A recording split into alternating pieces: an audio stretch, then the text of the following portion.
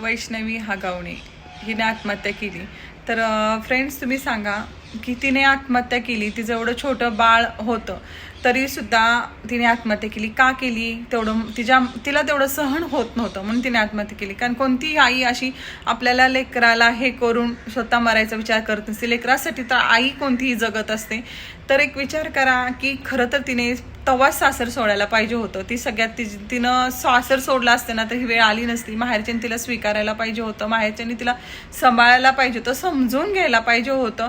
आणि आजकाल हे समाजात कसं झालं माहितीये का, आता की मुलगी घरात असली की बोलतात आणि ते बोललं की ते माहेरच्यांना ते सहन नाही होत. त्यामुळं मला आता सांगा, आता ती मुलगी जिवंतच नाही, आता त्यांना फोटोतच बघायला लागणार. तर मुलगी मेल्यानंतर उपयोग काय आहे ह्या समाजाचा आणि ह्या सगळ्या गोष्टीचा? मी म्हणते तुमची मुलगी जिवंत असणं सगळ्यात जास्त महत्त्वाचं आहे. खरं सांगायचं झालं तर तुम्हाला काय वाटतं नक्की सांगा मला कमेंट करून ह्या गोष्टींवरनं.